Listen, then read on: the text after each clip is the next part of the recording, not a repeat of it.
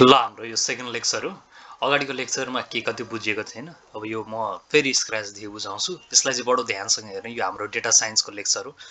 यो लेक्चर बुझ्नुभन्दा अगाडि पाइथन सिरिजमा गएर मेरो जुन यो छ भिडियो बनाएको यो टुपल्स म्याप कम्प्लिट सिरिज यो आधारभूत कुराहरू चाहिँ बुझेको हुनु पर्यो होइन। यी मैले जुन बनाएको छु त्यो नबुझिकन यतापट्टि आएर यो गर्न सकिँदैन है त। त्यसको लागि के गर्नु पर्यो भने सुरुमा यो च्यानललाई सर्च गर्ने है त। च्यानललाई सर्च गरिसकेर प्लेलिस्टमा जाने, प्लेलिस्टमा गइसकेर यो पाइथनको सिरिज हेर्ने, यो टुपल्स म्याप लिस्ट अनि भेरिएबल यति मात्रै हेर्ने, सबै हेर्नुपर्छ भन्ने जरुरी छैन। त्यति हेरिसकेपछि यसमा इनरोल हुने है त, यो डेटा साइन्सकोमा। त्यसपछि मात्रै बुझिन्छ यो डेटा साइन्सको लेक्चरहरू, नभए बुझिन्न। सुरुमा के गरेको हो त भन्दाखेरि म यहाँ बुझाउनेतर्फ लागेँ। सुरुमा प्यान्डाज भन्ने लाइब्रेरी तानेको, जसलाई चाहिँ एज पिडीको रूपमा प्रयोग गर्छौँ हामी। यो चाहिँ हाम्रो मुख्य लाइब्रेरी हो। यसमा पिडीको रूपमा हामी अब कोडमा प्रयोग गर्छौँ है भनेर भनेको। यहाँ जे लेख्दा पनि भयो, पी मात्रै लेख्दा पनि भयो, नर्मल्ली पिडी लेखिन्छ होइन, सरी पिडी लेखिन्छ, त्यही भएर पिडी गरे हो। अनि यो चाहिँ के हो त भन्दाखेरि त्यो लेक्चरमा गएर ठ्याक्क तपाईँले हेर्नुभयो त्यहाँनिर म्याप्स भन्छ, जसलाई चाहिँ डिक्सनेरी पनि भनेको छ। यो लेक्चर हेर्ने म्याप भन्ने छ यहाँनिर होइन, पाइथनको लिस्टमा गएर यो म्याप भन्ने छ यहाँनिर सर्च गरेर हेर्नु भने यो म्यापको बारेमा बुझाएको छ। राखेर पुरा त्यसको की भ्यालुलाई नि गरेर देखाइहाल्ने। म्यापमा के हुन्छ, की भ्यालु पेयर हुन्छ, र आउटपुटले आउटको लागि गर्ने भन्ने कुरा हुन्छ हो हैन, थाहा छ नि। यहाँ पनि त्यसरी नै हामी के गर्छौँ त, की भ्यालु पेयर निकाल्ने भन्ने कुरो, ठिक छ। अब त्यो हेरिसकेपछि यो डेटा भन्ने भेरिएबल बनाएको, त्यो भित्रपट्टि राखिन्छ हामीले एउटा यो की राख्यो, नेम भन्ने की भयो, एज भन्ने की भयो, एड्रेस भन्ने की भयो। यिनीहरूको भ्यालु चाहिँ के हुन्छ त भन्दाखेरि भित्र आलोक, धीरज र मदन भन्ने कुरा भयो।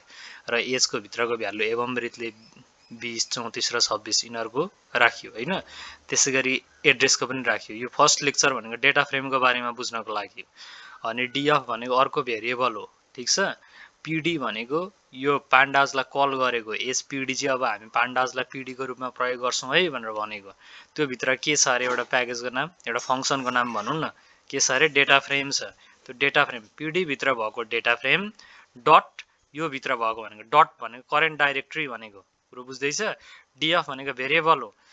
सुरुमा यी भित्रका जति पनि कुराहरू छन् त्यो के भित्र राखिएको छ, डेटा भित्र राखिएको छ।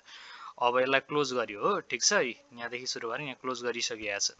अब डिएफ भने चाहिँ अर्को भेरिएबल हो, यो जे पनि हुनसक्छ, बुझ्ने। डिएफ भनेको भेरिएबल हो जसमा चाहिँ प्यान्डाजलाई चाहिँ पिडीको रूपमा प्रयोग गरेको छ। पिडी dot current directory data frame function चाहिँ मैले चलाउँदैछु। र यो डेटा भनेको के हो त, यो डेटा हो। यो डेटा नि के भित्र हाल्यो, डेटा फ्रेमभित्र हाल भनेको है त। अनि यो इन्फर्मेसन चाहिँ जम्मै डेटा फ्रेमभित्र बसेको इन्फर्मेसन चाहिँ डिएफ भन्ने भेरिएबलमा स्टोर भयो है भनेर निर्देशित गरेको है त यसलाई, पाइथनलाई। अब प्रिन्ट डिएफ गर्दाखेरि ठ्याक्कै इन्फर्मेसन दिएको हो, अरू केही पनि होइन है, त्यही कुरा हो। अर्थात् डेटा फ्रेममा चाहिँ माथिका इन्फर्मेसनहरू, यो डेटाभित्रका इन्फर्मेसनहरू आएको। यो बेसिक कोड त बुझ्यो नि है। अब त्यस्तै गरी यहाँनिर नबुझेको कुरा, अघि नै मैले फर्स्ट लेक्चरमा म इन्डेक्सिङ कुरा भनेर त्यति बेला बिर्सेछु, यसलाई फेरि म यहाँ कन्टिन्यू गर्दैछु। यसमा पनि नझुकिने, यो पनि के हो त, सेम एज इट इज त्यही कन्सेप्ट हो। डेटा भनेर बनायो, यसमा की भ्यालु राखिया हो, एज, नेम र एज भन्ने। अनि भ्यालुहरू चाहिँ यिनीहरू भए, नेमको र एजको भ्यालुहरू यिनीहरू भए। र यसलाई पिडी डट डेटा फ्रेमभित्र राखियो, डेटा कोलम्स भनेर राखियो। अनि अन्तिममा चाहिँ के गरियो त भन्दा एउटा सिएसभी भन्ने फाइल बनाएको। सिएसभीको फुल फर्म चाहिँ के हो त भन्दा कमा सेपरेटेड फाइल भन्छ, ठिक छ। के भन्छ अरे, कमा सेपरेटेड फाइल्स भन्छ सिएसभी फाइल भनेको। एक्सेल फाइल, सिएसभी फाइल, अब यी कुराहरू बुझ्ने, यी फाइलहरू कस्ता हुन्छन्, के हुन्छन् भनेर। एउटा फाइलभित्र राखेका डेटाहरू जसलाई चाहिँ कमाले सेपरेट गरेर राखिन्छ भने त्यस्तोलाई सिएसभी फाइल भन्छ, जसको एक्सटेन्सन चाहिँ डट सिएसभी हुन्छ है। अब यो डेटा साइन्समा यी कुराहरू चाहिँ बुझ्नुपर्छ, यी आधारभूत लेक्चरहरू हुन्। अब हामी पछि डिप डाउनभित्र जान्छौँ, यो मसिन लर्निङको पनि कभरअप हुन्छ। तर त्योभन्दा अगाडि, मसिन लर्निङ आउनुभन्दा अगाडि डेटा साइन्सको आधारभूत कुरा आउनुपर्छ, नभए केही माखो मर्दैन। अब यो के भनियो त भन्दाखेरि जुन यो डिएफमा कन्भर्ट भएका, डेटा फ्रेममा कन्भर्ट भएका डेटाहरू थिए, यो डेटा भनेको यो डेटा है, यो डेटा भनेको यो डेटा, जसभित्र चाहिँ कोलमको नाम भनेको यो कोलम, नेम भन्ने कोलम, यसको तलपट्टि भएको भ्यालु है। यो नेम भन्ने कोलम छ। यो कोलमहरू के छन् त एउटा नेम, एज अनि एड्रेस भन्ने छ। एड्रेस भन्ने कोलमभित्र के छन् चक्रपथ, बालाजु, टिचिङ भन्ने भ्यालु छन्। र एज भन्ने कोलमभित्र के भ्यालु छन् त 22 वर्ष, 34 वर्ष र 26 वर्ष भन्ने छ। र नेम भन्ने कोलमभित्र आलोक, धीरज र मदन भन्ने छ। ठिक त्यसै गरी हामीले यहाँ यो कोलमको भ्यालु अथवा मान नदिएको थियो भने पनि प्यान्डाजले बाई डिफल्ट लग्थ्यो, जसरी यहाँ लगिरहेछ हैन। हैन यही नाम लैजान भनेर हामीले यसलाई परिपत्र जारी गर्यौं। त्यसको लागि यसले नेम र एज भनेर लगेको है त। कुरा बुझिँदैछ।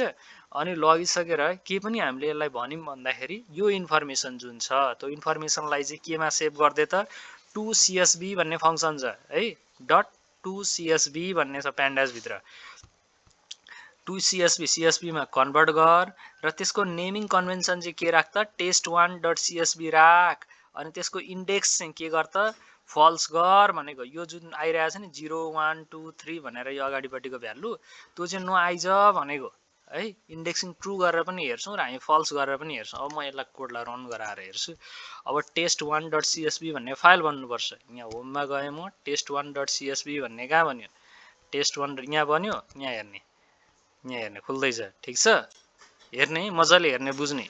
अब अहिले के छ बाइ डिफल्ट 1 2 3 4 भनेर आइरहेछ नि हैन। के गर्दाखेरि इन्डेक्सिङ हामीले के गरेका थियौं यहाँ हेर्ने इन्डेक्सिङ फल्स गरेको छ। अब यसलाई म ट्रु गरिदिन्छु। ल यसको भ्यालु म अब अर्को फाइल बना भन्छु। यसलाई 2 दिए मैले है। अब पहिलो फाइलको नाम हाम्रो test1.csv छ। अब मैले इन्डेक्सिङमा चाहिँ के गर्दै ट्रु गर्दिए। अब म यो कोडलाई फेरि रन गराएर हेर्छु। ठीक छ। यो कोड रन भइसक्यो। अब यहाँ गएर हेर्छु test2.csv डिफरेन्स के आउँछ हेर्ने है। test2.csv भन्ने फाइल कहाँ बन्यो हेर्ने यहाँ बन्यो भर्खर अहिले test2.csv भन्ने। अब यसलाई चेक गरेर हेरौँ के डिफरेन्स आउँछ। देखियो एउटा फाल्टु थपिदियो कि थपिदैन 0 1 2 3 भन्ने यहाँ थपिदियो। यो इन्डेक्सिङ ट्रु गरिदिएपछि यसले बाइ डिफल्ट दिने इन्डेक्सिङ हो क्या। यो कोलम थपिदियो हामीलाई यो नचाहिने हो नि त वास्तवमा, तर यसले थपिदियो। जबकि त्यति बेला फल्स गरेको केसमा यहाँ केही थियो त 0 1 2 3 भन्ने थियो त थिएन। यो त बाइ डिफल्ट आउने हो 1 2 3 4 भन्ने त। यसमा चाहिँ यसरी 0 1 2 3 नआओस् भनेर यो इन्डेक्सिङलाई चाहिँ के गरेको त फल्स गरे हो।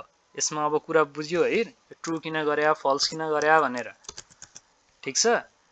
अनि यसलाई हेर्नको लागि सपोज अब यो डेटा चाहिँ के आइरहेछ त भनेर हेर्नको लागि अब हामीले यो test2 भनेर अब यसलाई CSV मा त सेभ भयो। अब यहाँ भित्र चाहिँ पाथ हालिन्छ के। मैले त अहिले एउटै पाथमा छु, करेन्ट डाइरेक्टरीमा छु र म एज इट इज जे छ त्यही राख्छु।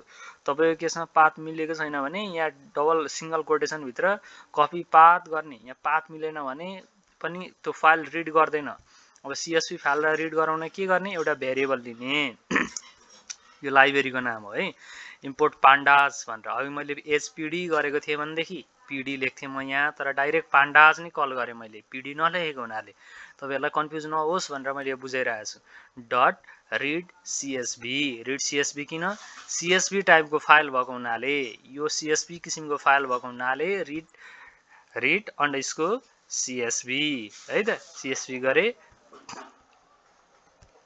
त्यसपछि अब यसले रिड गर्नुपर्छ प्रिन्ट डीएफ। अब यो चाहिँ डीएफ भन्ने भेरिएबलमा बसेको छ, त्यसैले मैले यसलाई गरेर हेर्छु है त रिड गर्छ कि गर्दैन।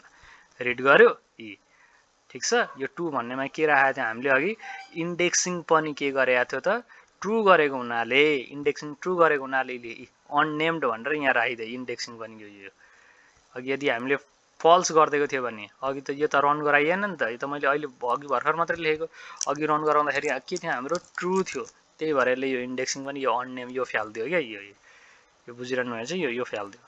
यसले रिड गरेर हेर्दा रिड गराउन के गर्ने रे सीएसभी फाइललाई pandas डट रिड सीएसभी। यदि मैले पान्डाजको ठाउँमा यहाँनेरि चाहिँ के गरेको थिएँ डट एचपीडी गरेको थिएँ भने एचपीडी गरेको थिएँ भने पान्डाज नलेखेर म के लेख्न सक्थेँ पीडी लेख्न सक्थेँ। अब यसले त्यो पनि रिड गर्छ।